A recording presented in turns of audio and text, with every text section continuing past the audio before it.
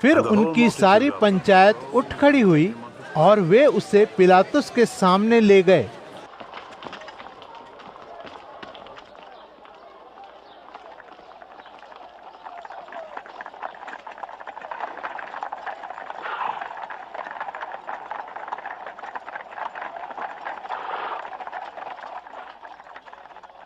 वे उस पर अभियोग लगाने लगे।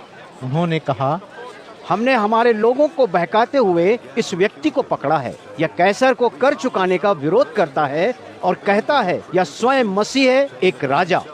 इस पर पिलातुस ने यीशु से पूछा, क्या तू यहूदियों का राजा है? यीशु ने उसे उत्तर दिया, तू ही तो कह रहा है, मैं वही हूँ। इस पर पिलातुस ने प्रमुख याजकों और भीड़ से कहा, मुझे इस व्यक्ति पर किसी आरोप का कोई आधार दिखाई नहीं देता। पर वे यह कहते हुए दबाव डालते रहे, इसने समूचे यहूदिया में लोगों को अपने उपदेशों से भड़काया है। यह इसने गलील में आरंभ किया था, अब समूचा मार्ग पार करके यहाँ तक आ पहुँचा है। पिलातुस ने यह सुनकर पूछा, क्या यह व्यक्ति गलील का है? फिर जब उसको यह पता चला कि वह हेरोदेस के अधिकार क्षेत्र के अधीन है, तो उसने उसे हेरोदेस के पास भेज दिया, जो उन दिनों यरूशलेम में ही था। सो हेरोदेस ने जब यीशु को देखा तो वह बहुत प्रसन्न हुआ, क्योंकि बरसों से वह उसे देखना चाह रहा था, क्योंकि वह उसके विषय में सुन चुका था और उसे कोई अद्भुत कर्म करते हुए देखने की आशा रखता था। उसने यीशु से अनेक प्रश्न पूछे, किंतु यीशु ने उसे कोई उत्तर नहीं दिया। प्रमुख याजक और यहूदी धर्मशास्त्री वहीं खड़े थे और वे उस पर तीखे ढंग के साथ दोष लगा रहे थे। हेरोदेस ने भी अपने सैनिकों समेत उसके साथ अपमानपूर्ण व्यवहार किया और उसकी हंसी उड़ाई। फिर उन्होंने उसे एक उत्तम चोगा पहनाकर पिलातुस के पास वापस भेज दिया।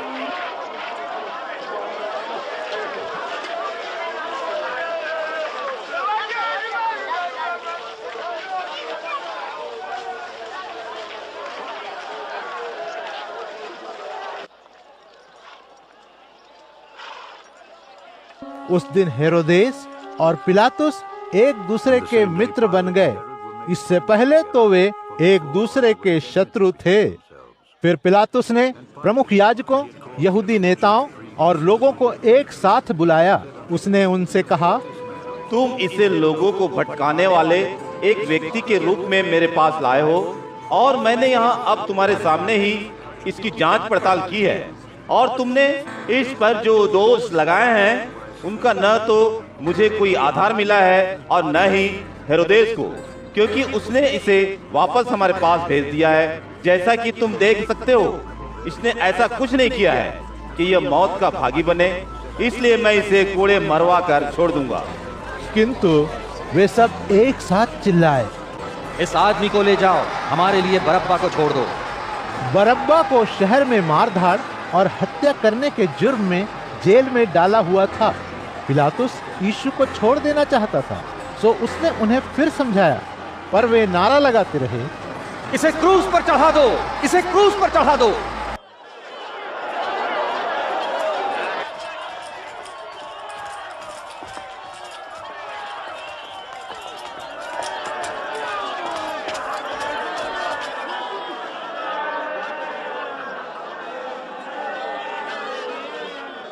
पिलातुस ने उनसे तीसरी बार पूछा, किंतु इस व्यक्ति ने क्या अपराध किया है?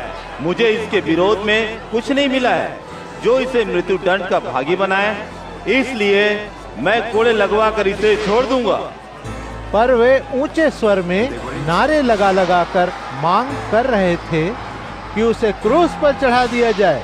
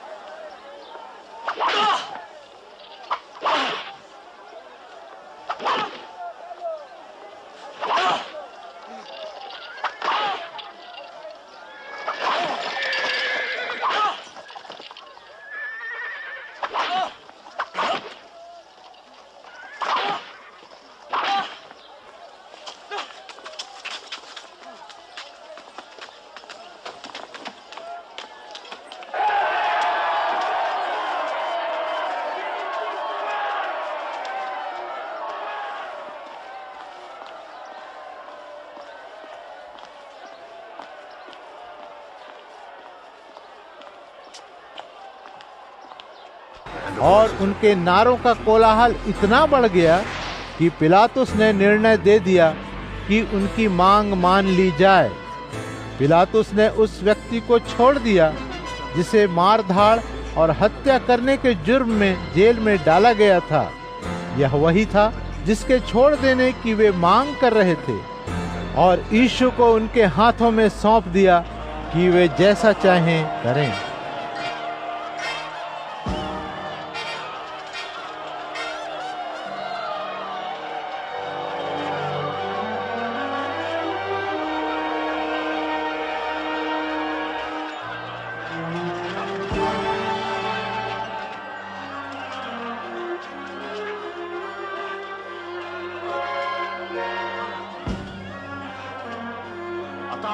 जब वे यीशु को ले जा रहे थे तो उन्होंने कुरैन के रहने वाले शमौन नाम के एक व्यक्ति को, जो अपने खेतों से आ रहा था, पकड़ लिया और उस पर क्रूस लाद कर उसे यीशु के पीछे पीछे चलने को विवश किया।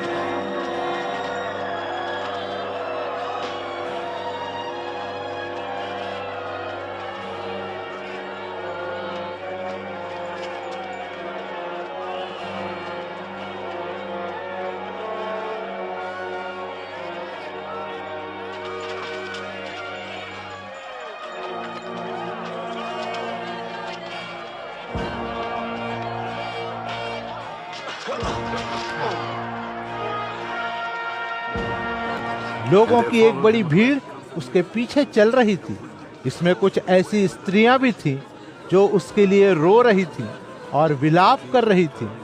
यीशु उनकी तरफ मुड़ा और बोला, यरूशलेम की पुत्रियों, मेरे लिए मत बिलखो, बल्कि स्वयं अपने लिए और अपनी संतान के लिए विलाप करो, क्योंकि ऐसे दिन आ रहे हैं जब लोग कहेंगे, वे स्त्रियां धन्य हैं जो बांझ हैं, और धन्य हैं वे कोख जिन्होंने किसी को कभी जन्म ही नहीं दिया। वे स्तन धन्य हैं जिन्होंने कभी दूध नहीं पिलाया।